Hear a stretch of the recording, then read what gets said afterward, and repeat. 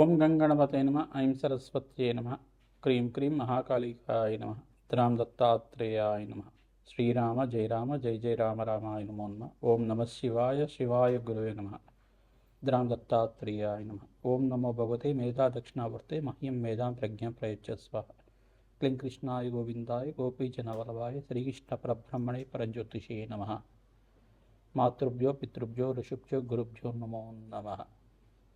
YouTube ప్రేక్షకులకు అందరికీ కూడా నమస్కారం అండి. నేను పాలపర్తి గురునాథ శర్మ జ్యోతిష్యం వాస్తు సిద్ధాంతిని. మీకంతా కూడా ప్రధానంగా ఇప్పుడు చెప్పబోయే టాపిక్ ఏంటిదంటే పూర్వజన్మం మరి కర్మ సిద్ధాంతం అంతా కూడా. పూర్వజన్మం అంటే ఏంటిది, పూర్వజన్మం నుంచి వచ్చిన కర్మ సిద్ధాంతం అంతా కూడా ఏ రకంగా జ్యోతిష్యంలో అంతా కూడా వివిధ మేషాది ద్వాదశ రాశుల వాళ్ళకి కర్మం అంటే ఏంటి, కర్మ సిద్ధాంతం అంటే ఏంటి, పూర్వజన్మలో చేసుకున్న కర్మ సిద్ధాంతం అంటే ఏంటి సంపూర్ణంగా విశ్లేషణ చేయడం జరుగుతుంది. మీకు లగ్నం తెలిసి ఉంటే లగ్నాన్ని చూసుకోండి. జన్మ లగ్న వశాత్తు ఈ యొక్క గ్రహస్థితి ఉంటాయి కనుక ఈ యొక్క కర్మల ప్రభావం వల్ల దైవ ఆగామి సూచిత సంచిత ప్రారంభ కర్మలు అని చెప్పేసి అంటారు అన్నమాట. అంటే పూర్వజన్మలో చేసుకున్న కర్మశేషం కానీ ఈ జన్మలో అనుభవించాల్సిన కర్మం కానీ మనం చేసుకున్న కర్మలైనా కానీ అంటే పూర్వజన్మలో చేసుకున్న కర్మలైనా కానీ ప్రధానంగా ఎటువంటి కర్మలకంతా కూడా కర్మ సిద్ధాంతం ప్రకారంగా ప్రతి ఒక్క మానవుడంతా కూడా ఆ కర్మనంతా కూడా సంపూర్ణంగా అనుభవించి తీరాల్సిందే. ఆ కర్మ సిద్ధాంతం ప్రకారంగా ఏదో రకంగా స్వల్పంగా అయినా కానీ ఆ కర్మనంతా కూడా అనుభవించే విధంగా కొన్ని గ్రహాల ప్రభావం అంతా కూడా ఉంటుంది. జాతక చక్రం ప్రకారంగా లగ్న చక్రము, నవాంశము, షష్టాంశము, దశాంశము, త్రింశాంశం అని చెప్పేసి కొన్ని అంశాల్లో అంతా కూడా అంశపాదాల్లో గ్రహస్థితి అంతా కూడా ఈ రకంగా ఉంది.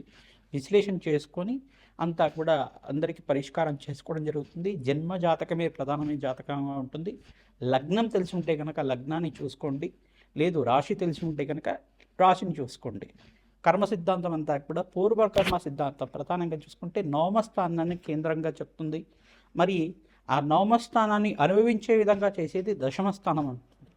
ప్రధానంగా ఈ యొక్క మళ్ళీ లగ్నము శరీర కారకత్వాల గురించి చెప్తుంది. శరీరంలో మీరు ఎటువంటి ఆరోగ్యంగా ఉంటారు, ఎటువంటి అనారోగ్యాలతో ఇబ్బంది పడుతూ ఉంటారని చెప్పడం జరుగుతుంది.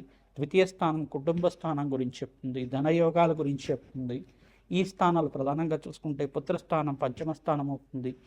ఆకస్మిక వ్యయము ఆకస్మిక లాభాలంతా కూడా ప్రధానంగా చూసుకుంటే అష్టమ స్థానము ఆయు స్థానం చెప్తుంది.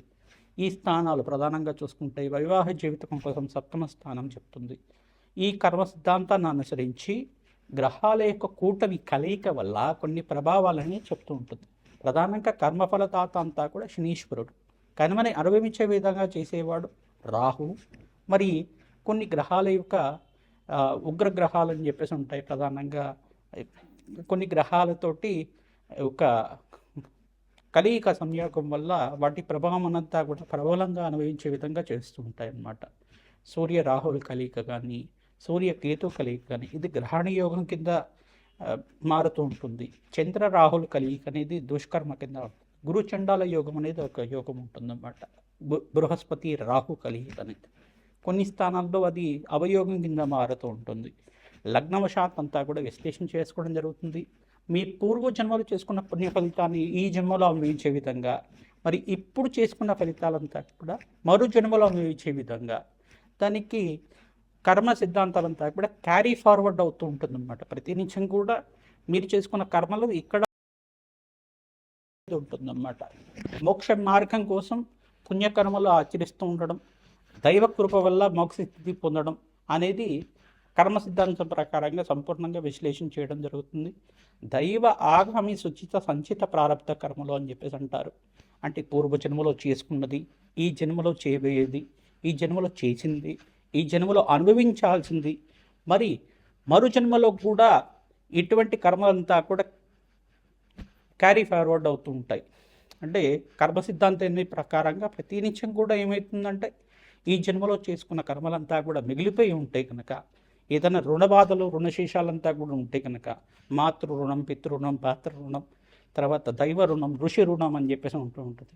ఈ రుణాలంతా కూడా తీరాలి. రుణాల బంధు రూపేణ జన్మ సంసార బంధురాత అంటారు శ్రీకృష్ణ పరమాత్మ అంతా కూడా. ఈ రుణమంతా తీరిన తర్వాత తద్వారా భగవంతుడి యొక్క దయ వల్ల ప్రతి ఒక్క మానవుడికి, ప్రతి ఒక్క ఆత్మకంతా కూడా శరీరం అనేది ఉండదు. ఆత్మకంటే ఎటువంటి రాగద్వేషాలు ఉండవు. ఓన్లీ మనకు ఉండాల్సింది ఏంటిదంటే, ఆత్మకు ఉండాల్సింది ఏంటిదంటే, ఒకటి ఆత్మలో 2 రకాలు ఉంటాయి అన్నమాట. అంటే భోగ శరీరంతో ఉండేది కానీ, తర్వాత యాతనా శరీరంతో ఉండేది కానీ. ఈ ఆత్మ సిద్ధాంతం ప్రకారంగా చూసుకుంటే ఆత్మ శరీరాన్ని అంతే పొందుతూ ఉంటుంది, కానీ కొన్ని రాగద్వేషాలు అనేది ఉండవు. కానీ అనుభవించే విధంగా, అంటే భోగ శరీరంతో ఉండేది భోగభాగ్యాలతో అనుభవిస్తూ ఉంటుంది ఆత్మ.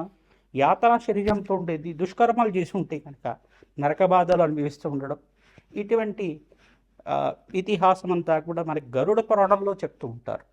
కొన్ని శాస్త్ర ప్రామాణికంగా అంతా కూడా చెప్పడం జరుగుతుంది. కర్మ సిద్ధాంతం అంతా కూడా ఈ రకంగా ఉంటుంది. మేషాది ద్వాదశ రాశుల వాళ్ళకి ఎటువంటి గ్రహాల యొక్క స్థితిగతి సంయోగం వల్ల జన్మజాతకం ప్రకారంగా దానికి ఎటువంటి పరిష్కారం చేసుకోవాలి, పూర్వజన్మలో చేసుకున్న దుష్కర్మల నుంచి బయటపడాలన్నా, పుణ్యకర్మల నుంచి మీరంతా కూడా మోక్ష జ్ఞానాన్ని పొందాలన్నా ఎటువంటి పరిష్కారం అంతా కూడా ఆచరించాలి.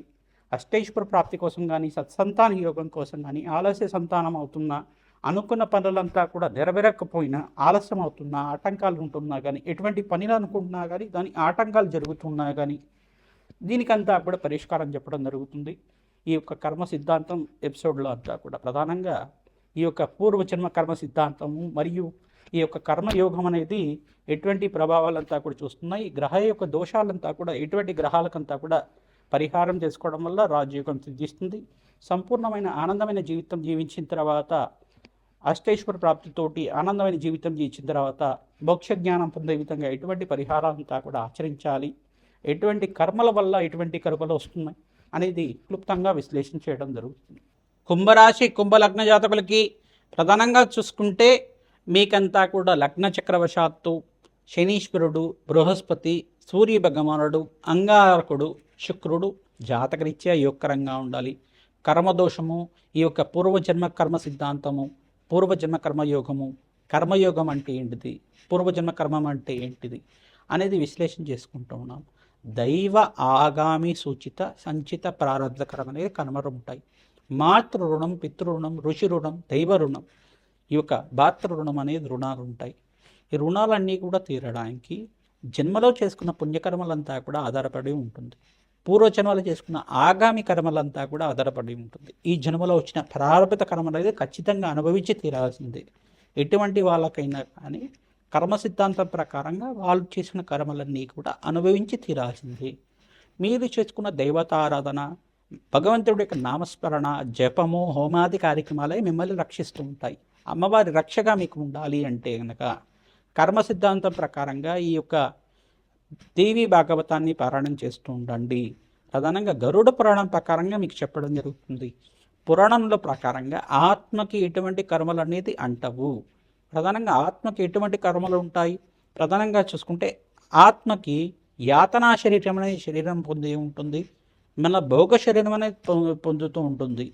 ఆత్మ అనేది శరీరం వదిలిన తర్వాత భగవంతుడి యొక్క చింతన చేరిన తర్వాత ప్రధానంగా చూసుకుంటే భగవంతుడంతా కూడా పుణ్యలోక ప్రాప్తి అనుగ్రహించే విధంగా ఉంటారు. భోగ శరీరంతో ఉంటుంది. దుష్కర్మలు చేసి ఉంటే కనుక యాతనా శరీరంతో ఉంటుంది. ఇటువంటి కర్మ సిద్ధాంతం ప్రకారంగా చూసుకుంటే ఆవుదొడ దానం చేసుకోవడం, అన్నదానం చేయడం, పుణ్యకర్మలు ఆచరిస్తుండడం, పుణ్యక్షేత్ర దర్శనాలు ఆచరిస్తుండడం, ప్రధానంగా చెప్పిన గ్రహాలకన్నిటికి కూడా జపము, హోమాది కార్యక్రమాలు ఆచరించడం రాజయోగ ప్రాప్తి కలుగుతుంది, అష్టైశ్వర ప్రాప్తి కలుగుతుంది, పుణ్యలోక ప్రాప్తి కలుగుతుంది, ధన ధాన్యాది సమృద్ధి కలుగుతుంది. తద్వారా మీకంతా కూడా ఆనందమైన జీవితం జీవించడానికి ఆస్కారం ఉంటుంది. ఎవరైతే కనుక జన్మజాతకంలో కనుక ఈ గ్రహదోషాలు ఉన్నాయి, మా జాతకం అంతా కూడా విశ్లేషణ చేసి మా కష్టాలంతా కూడా నెరవేరే విధంగా పరిష్కారం చెప్పండి అని చెప్పేసి అంటే కనుక మీ జాతకాన్ని అంతా కూడా ఈ యొక్క జ్యోతిష పండితులతో మీరంతా కూడా విశ్లేషణ చేయించుకోండి. తద్వారా పరిష్కారం ఆచరించండి. తద్వారా మీకంతా కూడా రాజయోగం సిద్ధిస్తుంది. తద్వారా ఎవరైతే కనుక రాజశ్యామల యజ్ఞాతి క్రతులు కానీ, ప్రత్యంగర దేవి హోమాది కార్యక్రమాలు కానీ, చండీ హోమాది కార్యక్రమాలు కానీ ఆచరిస్తూ ఉండాలి. దత్తాత్రేయాయ స్మరణ మాత్రైన సంతుష్టాయ నమః నామాన్ని జపాన్ని ఆచరిస్తండి. ప్రధానంగా దత్తాత్రేయ స్వామివారి అనుగ్రహం వల్ల అష్టైశ్వర ప్రాప్తి కలుగుతుంది, గురుకటాక్షం లభిస్తూ ఉంటుంది, భోగభాగ్యమైన జీవితం లభిస్తూ ఉంటుంది, రాజ్యయోగ ప్రాప్తి కలుగుతుంది. శ్రీమాత్రే నమః.